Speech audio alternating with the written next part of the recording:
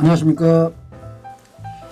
교육운동가 교육학 박사 이중태 교육 이야기 사람 사는 세상 19번째 시간을 시작하겠습니다. 반갑습니다. 예, 어떻게 교육운동가 표현이 주변 분들에게 어떻게 그 반응이 좀 있습니까?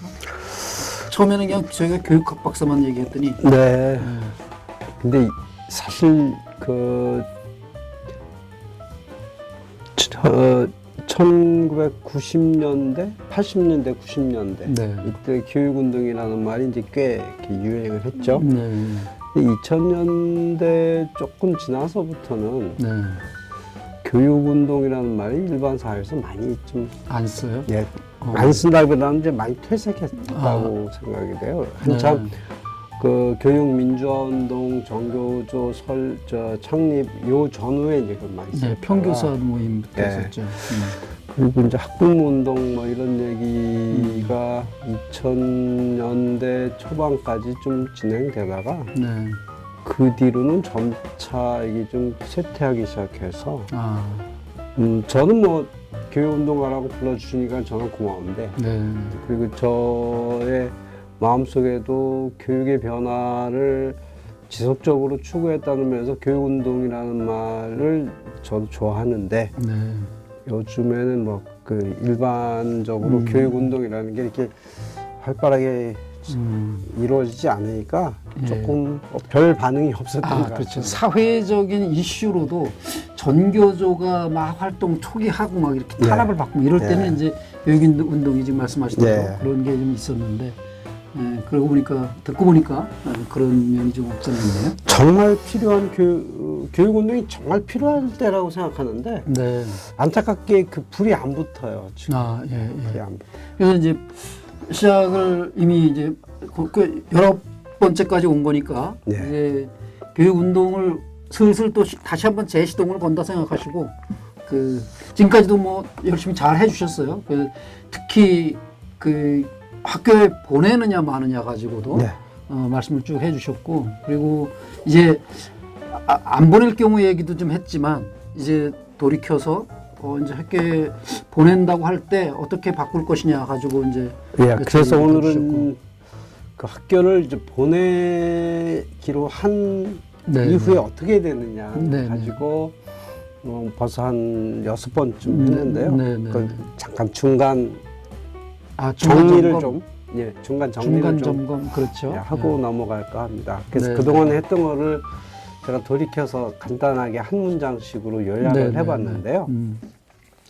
첫 번째는 이제 학교를 이제 보내기로 했을 때 제일 먼저 해야 될 게 네. 교육에 대한 생각을 좀 바꾸자는 거예요. 네, 그랬었죠. 그 어떤 생각을 바꾸냐면 학교 보내면 주로 부모님들이 아이 성적이 어떠냐 뭐 이런 쪽에 관심이 많았는데 네. 그거보다는 배움 자체를 아이가 어떻게 좋아하게 만들 거냐. 네, 네.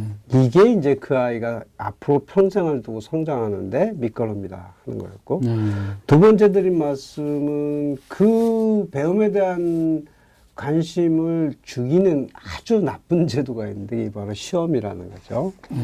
그 시험 중에서도 특히 이제 서열화, 등수 매기는 시험, 일제고사 뭐 이런 건데 이거에서부터 우리가 좀 관심을 벗어나는 게 필요하다. 이건 이제 평가 제도의 개혁이 이제 필요한 거지만 부모 입장에서도 그 시험 점수가 결국 그 사람의 됨됨이나 그 능력을 객관화시키는 지표가 아니다 하는 말씀을 드렸고 세 번째는 이제 아이는 모두 다 다르다. 쌍둥이도 같은 사람이 하나도 없다. 그럼 이 각기 다른 아이들을 똑같은 잣대로 가르치는 이런 방식에서 벗어나서 개인 맞춤형 교육을 할 수 있도록 해보자. 그다음 네 번째로는 지금 한국 교육을 붕어빵을 만드는 교육이라고 흔히 얘기하는데 붕어빵 기계가 바로 뭐냐면 국가교육과정이다. 그래서 할 수 있으면 이 국가교육과정을 없애거나 아니면 과감하게 바꿔야 된다. 지금 2022년 교육과정을 준비 중인데 제발 좀 붕어빵 기계에서 벗어났으면 좋겠는데 제 전망으로는 별로 벗어날 것 같지가 않다. 네, 그게 걱정이고요. 마지막으로 이제 지난주에 했던 거는 이제 지난주가 아니라 지난번 마지막 했던 게 이제 한국의 학년제라고 하는 거는 거의 프로크루테스 침대와 같다. 프로크루스테스 S가 있더라고요. 예, 프로크루테스. 크루스테스. 크루스테스. 예. 예, 프로크루스테스. 그래서 이 침대보다 길면 다리를 자르고 네네. 적으면 늘려서 똑같이 만들고 결국 사람 다 죽이는 거죠. 네네. 지금 학년제라는 게 이 나이 실제 나이도 다르고 능력도 다르고 학습 속도도 다른 아이를 학년제로 탁탁 끊어서 가는 이 제도. 그래서 어떻게 하면 학년제를 느슨하게 움직여서 늦으면 늦은 대로 빠르면 빠른 대로 갈 수 있게 하는 교육이 가능하도록 할 거냐. 그래서 여유를 두자 해서 저는 이제 초등학교 졸업장 없애고 초중학교 합해서 9년제로 하면서 아이에게 좀 충분히 여유를 두고 처음엔 느리다 나중에 빠를 수도 있으니까 이런 새로운 제도가 필요하다 했는데 사실 이렇게 말씀드린 것들이 요즘 우리 사회에서 굉장히 유행하고 있는 미래 교육 혹은 미래 학교의 어떤 방향이라고 할까요? 우리 교육이 가야 할 미래의 길이다 이렇게 말씀을 드렸는데 그래서 이제 남은 이야기는 이렇게 됩니다. 학교를 우리가 보내지 않을 수 없어서 보내는데 정말 마음 놓고 보내려면 어떻게 해야 되느냐 하는 큰 그 주제 속에서 세 가지 방향이 있습니다. 하나는 이제 교육의 철학이나 정책, 국가 수준의 정책을 바꾸는 거. 그게 이제 어떻게 보면 지금까지 얘기했던 5가지고. 나머지는 이제 학교 자체를 어떻게 더 바꿀 거냐 하는 그 단위 학교 안에서 뭘 바꿀 거냐 하는 문제 있고 두 번째는 학교 교장의 재량으로 아니면 뭐 그게 무엇이 됐든 간에 그 다음에는 이제 학교를 둘러싸고 있는 환경 그게 물리적 환경이든 행정적 환경이든 학교와 관련된 이제 주변 환경을 어떻게 바꿀 거냐.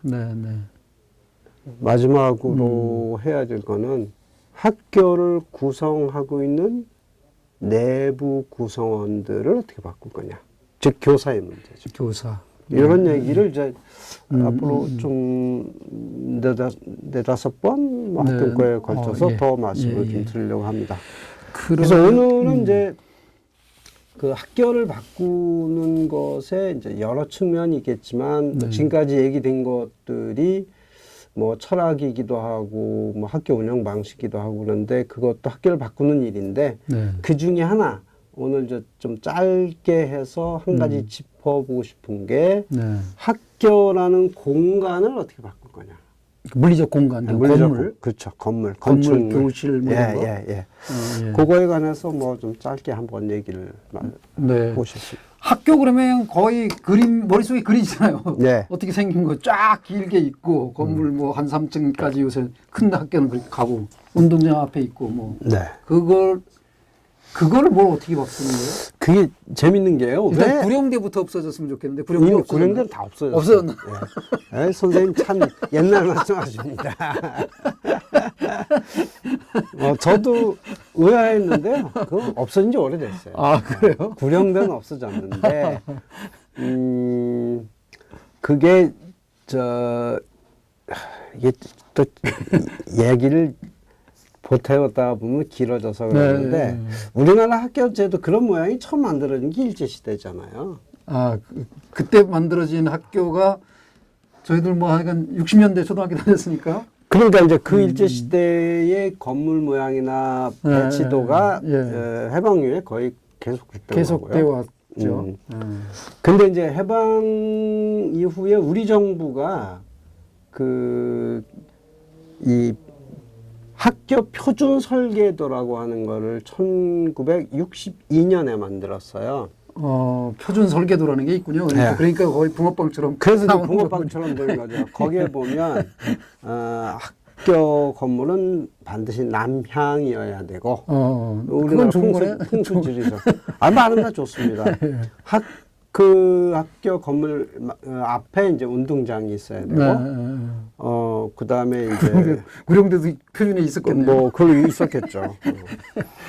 이제 그렇고 그 다음에 이제 뭐 복도식이에다가 창문은 어떤 규격에 어떻게 해야 되고, 그때 만들어진 교실 규격 몇 평인지 아세요? 한 3, 40평 됐을까요? 선생님 다니실 때 학교가 그렇게 컸어요? 모르겠어요. 그게 표준 설계도에 나와 있는 우리나라 교실은 딱 20평입니다. 20평. 거기서 그러면 우리가 60명씩 공부를 한 거예요? 네, 저도 이해가 안 가는 거예요. 고등학교 때 우리 몸집이 꽤 컸잖아요. 네. 이런 사람이 한 6, 70명이 예, 앉아 있어도 저는 그때 그렇게 좁다는 생각을 그 당시는 안 했는데 요즘은 초등학교 교실 가봐도 교실 크기가 똑같거든요.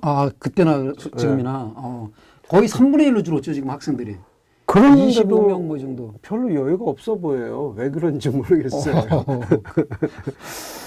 여하튼 이제 그런 시기 되어 오다가 80년대 후반 90년대 되면서 야, 학교가 너무 획일화됐고 이게 너무 좀 그렇지 않냐 하는 얘기가 계속 됐었어요. 그래서 92년도에 폐지됐는데 그 다음에 이제 뭐가 등장했냐면 표준 건축비라는 게 돈으로 이제. 예. 그런데 뭐 돈이 없으니까 또 똑같지 뭐. 그 옛날 방식대로 좀 거의 되어왔던 거고 특별히 무슨 이제 정부나 교육청에 돈을 투자해가지고 뭐 전시용으로 무슨 시범 학교 뭐 이런 거? 그런 학교만 이제 새로운 모양의 굉장히 복도도 굉장히 넓고 뭐 그런 학교들이 이제 생기기 시작했는데 지금은 많이 낮았어요. 근데 지금은 어느 정도냐면 특히 서울시 교육청이 먼저 시작하고 이걸 정부가 받아서 이제 그 소위 공간 혁신 사업이라고 하는 거를 교육 공간 혁신 사업 뭐 이런 거를 대대적으로 추진하면서 그게 현 정부에서는 이제 그 그린 뉴딜 미래 학교 사업이라는 걸 이제 추진했어요. 작년부터 본격적으로 추진해가지고 돈을 많이 쏟아붓고 있는데, 재밌는 건 며칠 전에 국감 보도 자료를 보니까 완전히 그 말만 번지를 하고 속빈 강장이다 하는 지적을 어떤 의원이 했더라고요. 뭐예요, 문제가? 뭐, 그게 다 이제 참여자의, 그러니까 구성원들이 참여해서 함께 만들어야 되고 뭐 그런 건데 전혀 그게 아니고 옛날처럼 다 위에서 찍어 누르는 식으로 배정하고 뭐 그런 얘기들이 좀 나오고 있습니다. 어쨌든, 근데 최근에 우리나라 교육 현장의 핫 이슈 중에 뜨거운 쟁점 중에 하나가 교육 공간을 어떻게 바꿀 거냐. 그렇게 되고 있어서 한편은 굉장히 바람직한 거죠. 그래서 이제 그럼 기존의 학교라고 하는 건 우리가 봤던 그 일자식에다가 천편을 속량값처럼 돼 있고 이런 교실을 이제 예전에 많은 그 비판적인 학자들이 뭐라고 불렀냐면 학교 건물은 이제 감옥과 같다. 큰 학교 가면 이제 건물이 길게 돼 있잖아요. 그러면 이제 저쪽에서 딱 현관에서 누가 들어오면 이제 긴 복도가 있죠. 교장 선생님이 순시하다가 쑥 넘겨다 보고, 그러면 이 반은 애들이 열심히 하고 있구나. 여기는 엉망이구나. B라는 선생이 이게 문제네. 이런 이제 판단을 하고 다니는 거잖아요. 요즘은 교장 순시도 거의 없어졌지만. 근데 이거를 어떤 식으로 연상하냐면, 죄수 감시하는. 감옥 가보셨죠? 네, 네, 가봤습니다. 예. 가보시면은 이제 그 간수가 복도에 딱 있고, 예, 예. 요만한 문으로 이렇게 있는 제수들 네, 방이 네, 있잖아요. 네, 네.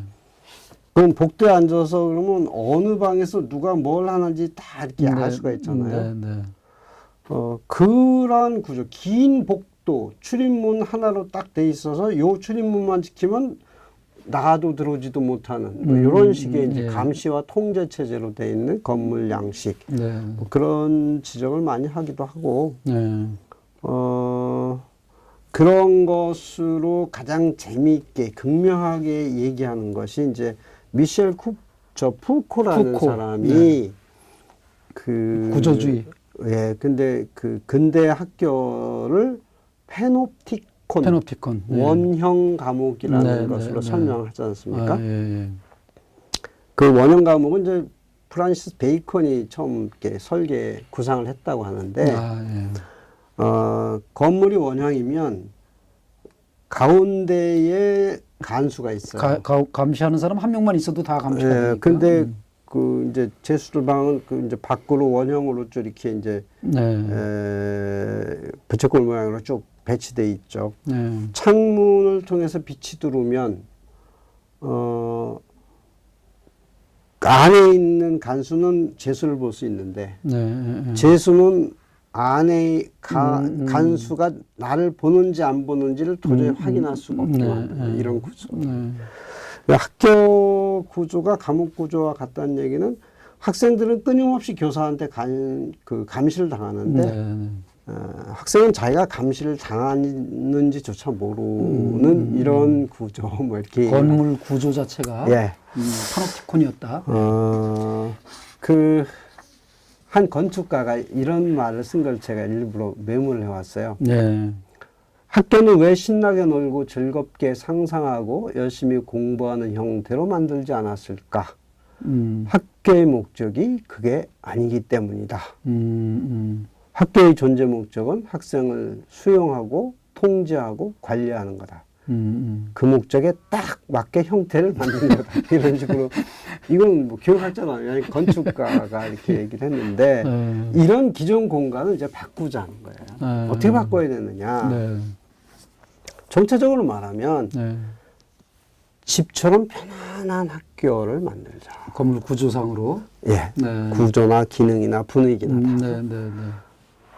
그 학교하고 집하고를 비교해 보면 우리 세대는 도저히 이게 같을 수가 없잖아요. 어디 편안하게 앉을 데도 없고 딱딱한 나무 의자 내 의자 말고는 앉을 데가 없어요. 그래도 방석 갖다 놓고 앉는 애들도 있지 그래도. 뭐 엉덩이가 좀 덜 아플까요? 예. 어디 가서 친구랑 좀 단둘이 얘기하고 싶어도 갈 데도 없고 어디 가서 좀 물이라도 좀 따뜻한 물이라도 마시고 싶어도 뭐 마실 데도 없고 이런 것을 이제 집처럼 편안하게 피곤하면 가서 쉴 때도 있고 때로는 눕고 싶으면 누울 수도 있고 뭐 양호실 하나 놓고 애들이 막 터지잖아요. 그런 데가 아니라 정말 자유롭게 좀 눕고 싶을 수도 있고 그 다음에는 내가 뭐 어떤 좀 뭘 만들고 싶다 또는 독서를 하고 싶다 그러면 남 방해받지 않고 가서 할 수 있는 데도 있고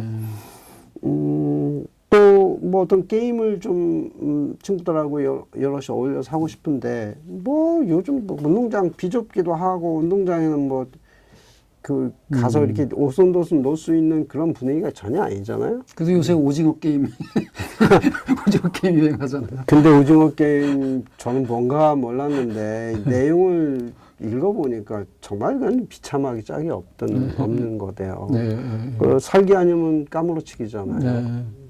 무한 극한적인 경쟁?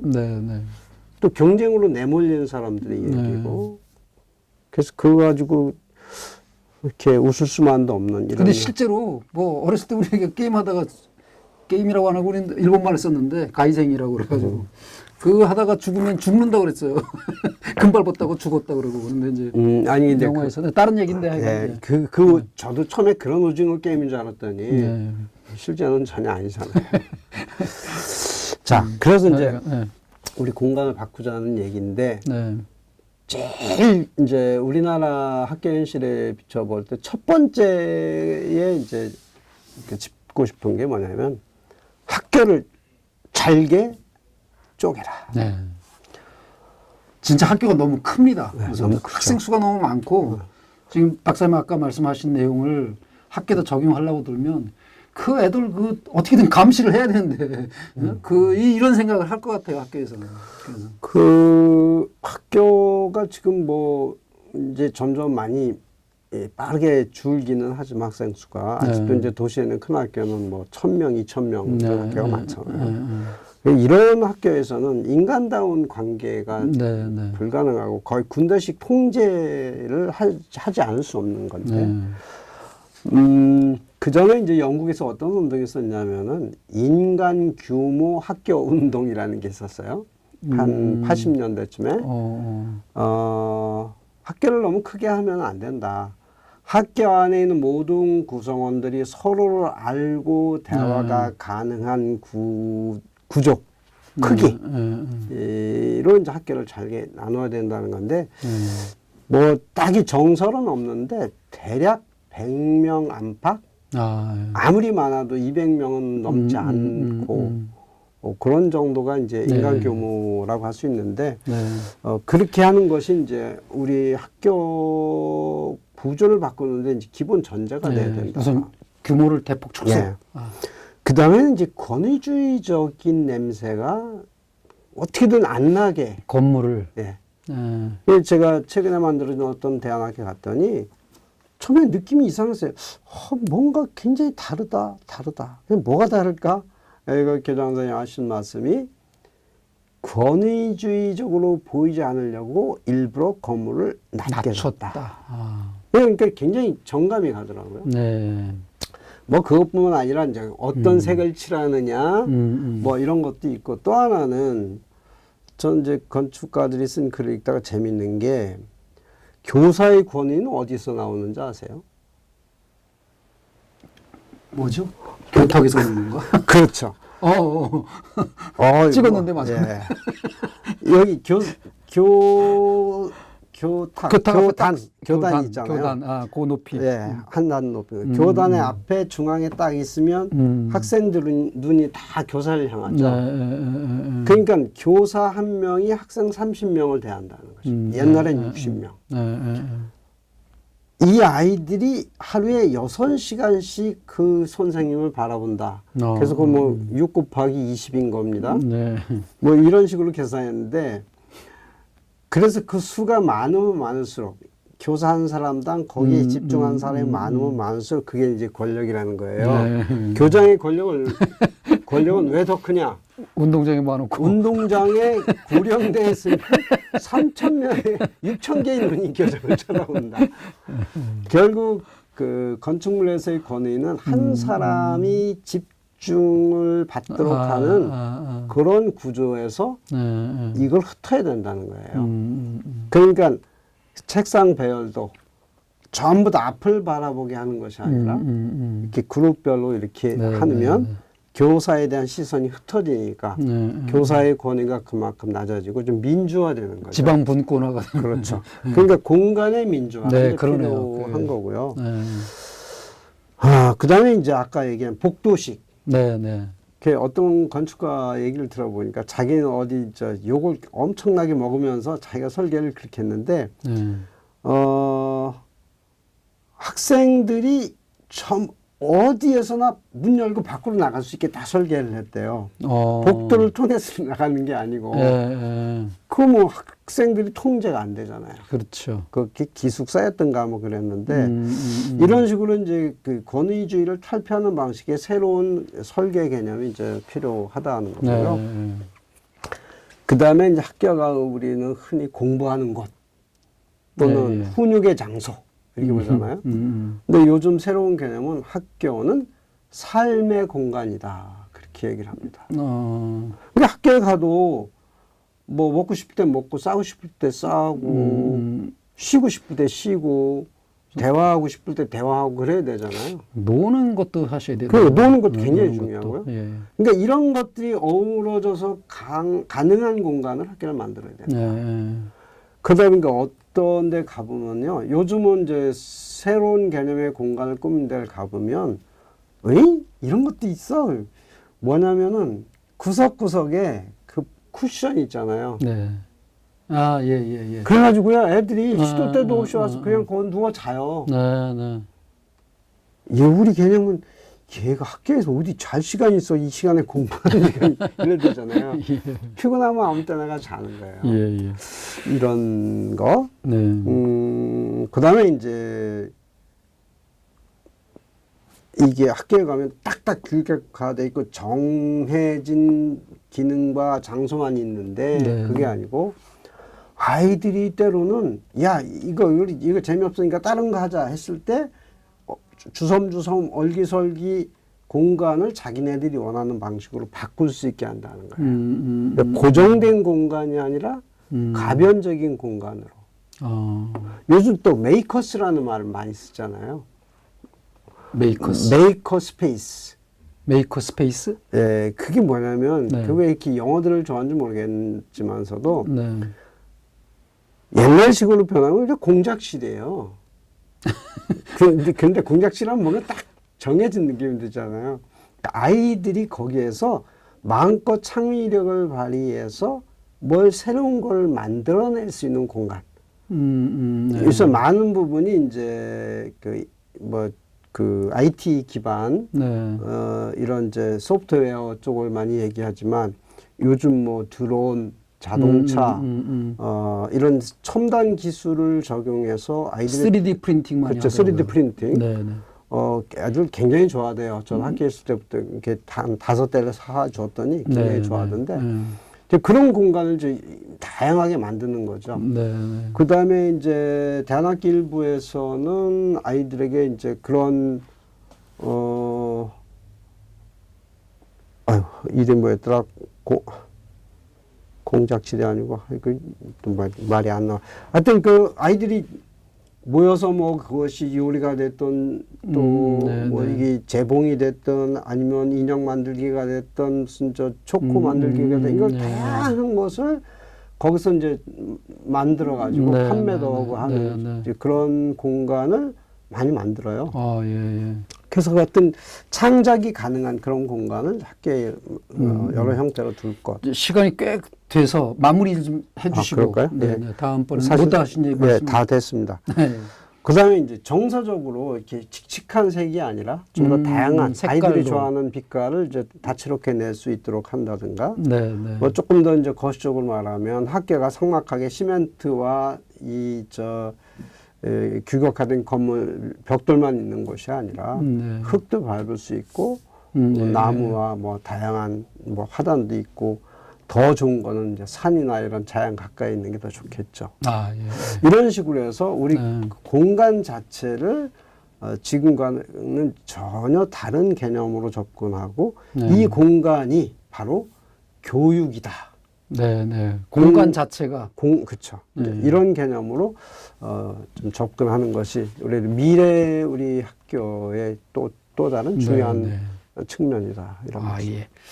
아이고, 그 학교 건물을 바꾸는, 공간을 바꾸는 네. 그런 이야기를 하시느라고 앞부분 정리도 있었고 그러면 좀 시간이 길어져서 제가 중간에 좀, 네. 예, 좀 자르려고 했습니다. 잘렸습니다. 예. 그 못다한 말씀은 다음번 시간에 좀 더 해주셨으면 좋을 것 같고요. 네. 예. 지금까지 이게 바로 미래 교육이다. 그런 내용으로 공간을 바꾸자는 주제로 말씀을 해주셨습니다. 교육학 박사, 교육운동가 이종태 박사님의 교육 이야기, 사람 사는 세상이었습니다. 시청해주신 여러분께 감사드립니다. 고맙습니다. 고맙습니다.